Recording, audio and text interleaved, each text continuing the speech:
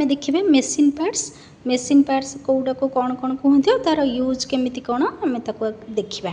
ଏଇଟା ତ ମେସିନ୍, ଏଇଟା ମେସିନ୍ ଆମର ମେସିନ୍ ନର୍ମାଲ୍ ମେସିନ୍ ଆମର ଏ ନର୍ମାଲ୍ ମେସିନ୍ ଏଇଟାକୁ ଆମର କୁହନ୍ତି ଫ୍ରେମ୍। ଫ୍ରେମ୍ ପରେ ଏଇଟା ଆମର ରହିଲା ଡାହାଣ ପଟେ ଯେଉଁ ଛୋଟ ଚକଟା ଏଇଟା ରହିଲା ଆମର ବାଲାନ୍ସ ହୁଇଲ୍। ତାପରେ ତା'ର ଠିକ୍ ତଳକୁ ଏଇଟା ବଡ଼ ଚକଟା ସେଇଟା ଆମର କ୍ରାଙ୍କ ହୁଇଲ୍। ଏଇଟା ଯେଉଁ କନେକ୍ଟ କରୁଛି ଏଇଟା ତା'ର ବେଲ୍ଟ।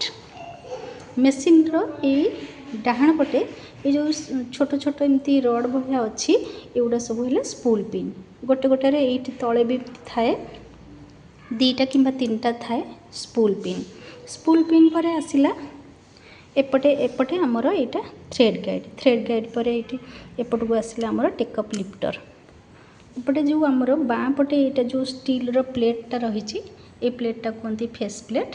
ଏ ଫେସ୍ ପ୍ଲେଟ୍ ପାଖରେ ଏଇଟା ଟେକଅପ୍ ଲିଫ୍ଟର। ଏଇଟା ମେସିନ୍ର ଏ ବାଲାନ୍ସ ହୁଇଲ୍ ଆଗ ପଛ ହେଲେ ଲିଫ୍ଟର ତଳ ଉପର ହୁଏ। ଏଠି ରହିଲା ଆମର ଟେନସନ୍ ଏଇଟା ଡିସ୍କ, ଏଇ ତା ଭିତରେ ସ୍ପ୍ରିଙ୍ଗ ଅଛି, ଏଇଟା ସ୍କ୍ରୁ ଅଛି, ଏଇଟା ଥ୍ରେଡ଼ଟାକୁ ଟାଇଟ୍ ଲୁଜ୍ କରେ। ତାପରେ এই ଟେକଅପ୍ ଲିଫ୍ଟର এইটা ଟେକଅପ୍ ଲିଭର ହେଲା। ତାପରେ ଏଇଟା ମାନେ ଟେନସନ୍ ଥ୍ରେଡ଼୍ ଗାଇଡ଼, ଟେନସନ୍ରୁ এই ଲିଭର ଦେଇକି ତାପରେ ଏଠିକି ସୂତାଟା ଆସେ। ତାପରେ ଏଠି ନିଡ଼ିଲ୍ ଲାଗିନି, ଏଇଟା ଆମର ନିଡ଼ିଲ୍ ବାର୍ ଏଇ ଉପରକୁ ଏଇଟା ଅଛି, ଏଇଟା ତଳ ଉପର ହୁଏ। ଏଇଟା ନିଡ଼ିଲ୍ ବାର୍, ଏଇଟା ହେଲା ଫୁଟ୍ ବାର୍, ପ୍ରେସର ଫୁଟ୍ର ବାର୍। ତଳେ ଏଇଠି ପ୍ରେସର ଫୁଟ୍ ଲାଗିଛି, ଏଇଟାକୁ ଫୁଟ୍ କୁହନ୍ତି, ପାଦି ବି କୁହନ୍ତି। ଏଇଟା ଏମିତି ପତଳା ରହିଛି, ଏଇଟା ପାଦି। ଏଇ ତଳେ ଯେଉଁ ଆମର ଏଇଠି କୁଞ୍ଚି ହେଇଛି ଏଇଟା ଫିଡ଼କ୍ ବା ଦାନ୍ତି ବୋଲି କେହି କେମିତି କହନ୍ତି। ସାଇଡ଼୍ରେ ଏଇ ପ୍ଲେଟ୍ଟାକୁ ସାଇଡ଼୍ ପ୍ଲେଟ୍ ବା କେହି କେମିତି ବବିନ୍ ୱିଣ୍ଡୋ ବୋଲି କହନ୍ତି। ତା ଭିତରେ ଏଇଟା ଯେଉଁ ଅଛି ଆମର ଏଇଟା ସଟଲ୍ରେ ଏଇ ପିନ୍ରେ ବବିନ୍ କେସ୍ ଭିତରେ ବବିନ୍ ପିନ୍ ପୁରା ହେଇକି ଆରି ଭିତରେ ପୁରାଯାଏ। ସିଲେଇ କଲାବେଳେ ଏଇଟା ପୁରାଯାଏ। କେମିତି ବବିନ୍ ସୂତା ଲାଗୁଛି କେମିତି କ'ଣ କରୁଛି ତାକୁ ମୁଁ ପରେ କହିବି। ଏବେ ମେସିନ୍ର ଏଇ ସାମ୍ନା ପଟରେ ଆମର ରାଇଟ୍ ସାଇଡ଼୍ରେ ଏଇଟା ଯେଉଁ ରେଗୁଲେଟର୍ ରହିଛି ଷ୍ଟିଚ୍ ରେଗୁଲେଟର୍ ବୋଲି କହନ୍ତି।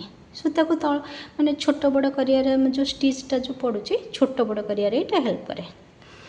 ଏଇଟା ଗଲା। ତାପରେ ଆମର ବାକି ଆଉ ସବୁ ଜିନିଷ ଆମେ ଯେତେବେଳେ ସିଲେଇ କରିବା ଆହୁରି କେତେ କ'ଣ ସବୁ ଜାଣିବା, କିନ୍ତୁ ତଳେ ଭିତରେ ଗୋଟେ କନେକ୍ଟିଂ ରଡ଼୍ ଅଛି ସେଇଟା ଏମିତି ଏତେ ଜରୁରୀ ନୁହେଁ, ତଥାପି ଜାଣିବା ଦରକାର। ସଟଲ୍ରେ ବବିନ୍ କେସ୍ ଯେଉଁ ରହୁଛି ତାକୁ ବି ଜାଣିବା ଦରକାର। ଏସବୁ ଜିନିଷ ଆମେ ଯେଉଁ ଦେଖିଲେ କେମିତି କ'ଣ କେଉଁ ଜାଗାରେ ରହିଛି ତା'ର ନାଁ କ'ଣ ତାକୁ ସବୁ ଭଲ ଭାବରେ ଆମେ ମନେ ରଖିବା। ମୁଁ ଯେତେବେଳେ ପଚାରିବି ତୁମେମାନେ ସବୁ କହିବ। ଏ ବାଲାନ୍ସ ହୁଇଲ୍ ଆଗକୁ ସବୁବେଳେ ଆଗକୁ ବୁଲେଇକି ମେସିନ୍ ଚଲାଯାଏ। ଯଦି ବାଲାନ୍ସ ହୁଇଲ୍ ପଛକୁ ବୁଲିଲେ ତାହେଲେ ଛୁଞ୍ଚି ଭାଙ୍ଗିବ, ସୂତା ଛିଡ଼ିବ, ମେସିନ୍ ଚାଲିପାରିବନି। ତାପରେ ଟେକଅପ୍ ଲିଫ୍ଟରର କାମ କ'ଣ?